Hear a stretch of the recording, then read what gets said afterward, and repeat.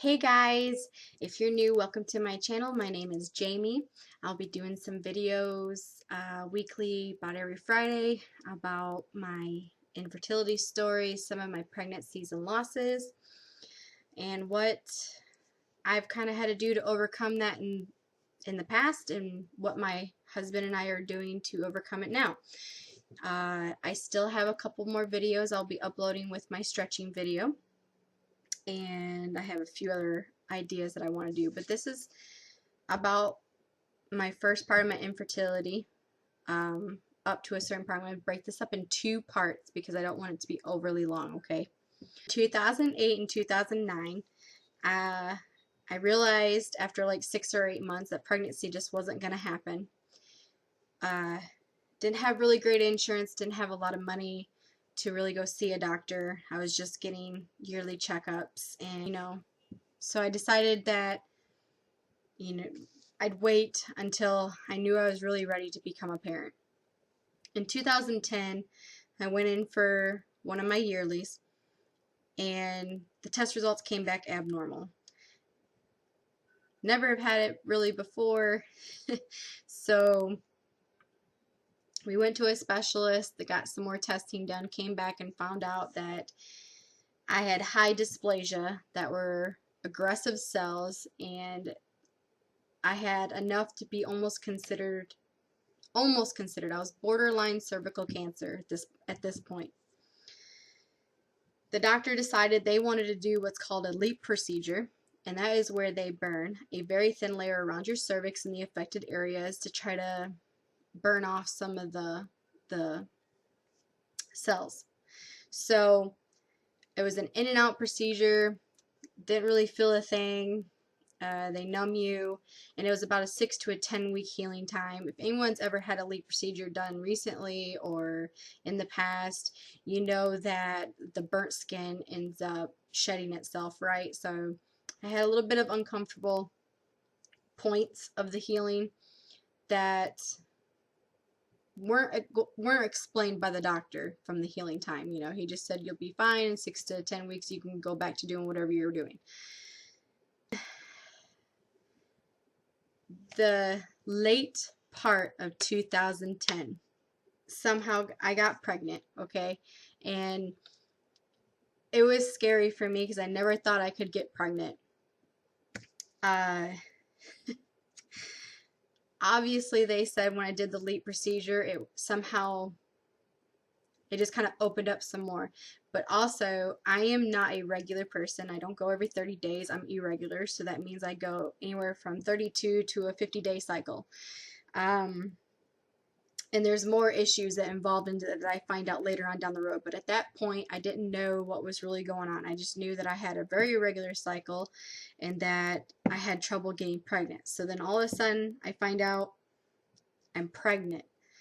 I go get blood test results. I get a ultrasound done, and they didn't really tell me exactly how far along I was, because at that point in that doctor's office, the lady does the ultrasound and then it gets sent off to a different doctor who reads that, who interprets that information to my OBGYN, who then calls me and tells me the results.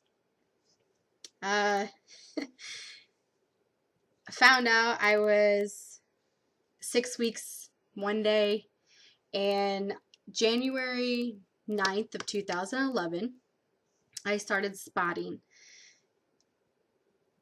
I knew right away something bad was happening, right? So, got rushed to the hospital, found out that the baby had died not even a week after the ultrasound. It died like within the hour or a few days. He said that,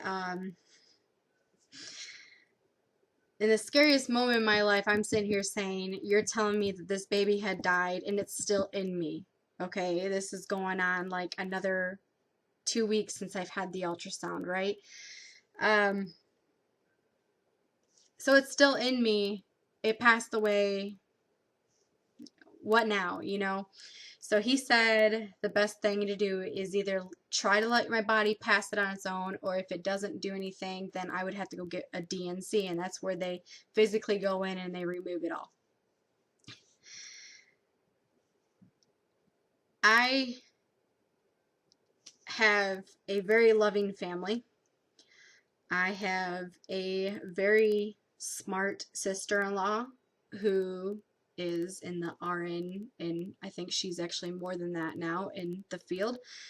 Um, she went with me to my OBGYN appointment, and I got stuck with the assistant doctor who knows nothing about my past, knows nothing about this pregnancy, sits there and argues that, oh, you're still pregnant. And I says, no, the baby has died and it's still in me. So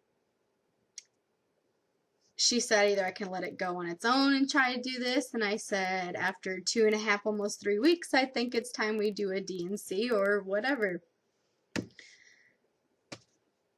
Very ignorant office, okay? I was very upset. I just stormed out, told him, nope, don't even mess with me. You can't touch me. Threw the paperwork at him, walked out the door. Oh, later on that day, more towards the evening, I took a muscle relaxer, relaxed, tried to get my mind off everything, and I lost the baby that night. It was emotional at the same time. I had mixed emotions. I wasn't happy with the person I was. He wasn't very nice. Yeah, so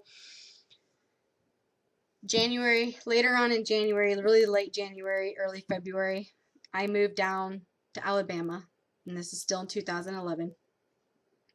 And I got a new job, got new insurance.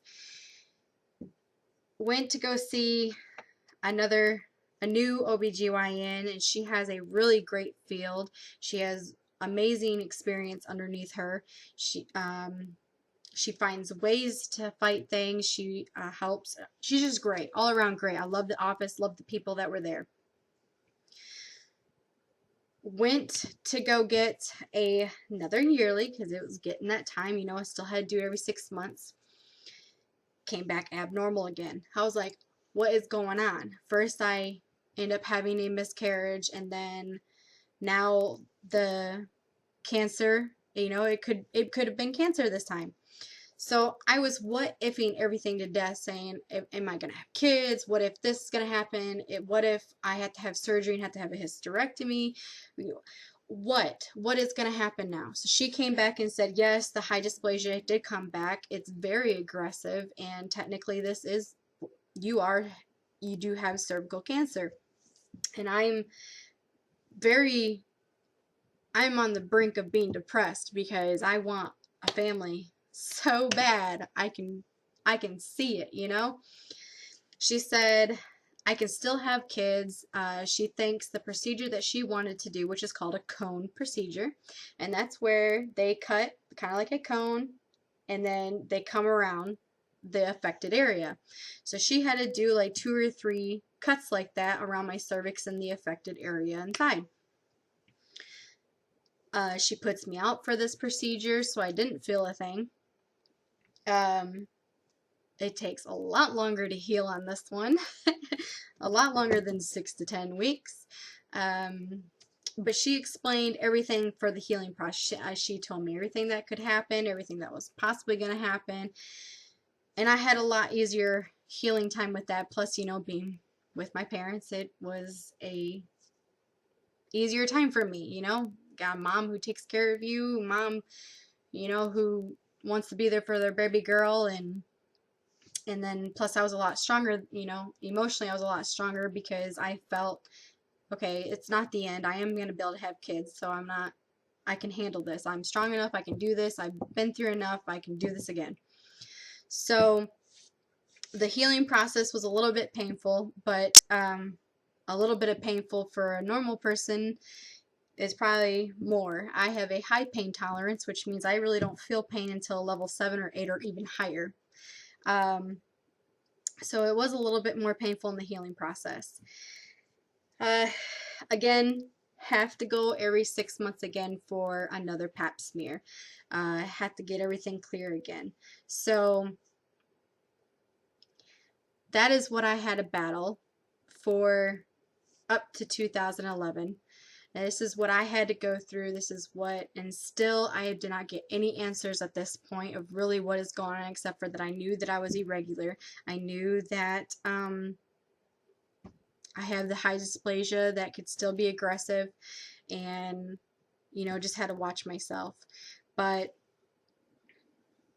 I felt hopeful. You have to stay positive. You have to stay on top of things. You have to make sure you research enough to understand. Always ask questions about, about what it's going to affect, and just not let yourself down. But so this video doesn't become so long, I'm going to end this here, and I will come back again next Friday, and I will talk about when I find a better OBGYN who does more research on me and is able to figure out exactly what my body is doing that is causing the issue for me being a mother. And I will go into more details about that because I have a long list, okay? And I can go into more detail about that. But I hope everyone has a great weekend. I hope you're enjoying the nice weather, and I will see you guys next Friday. So, bye.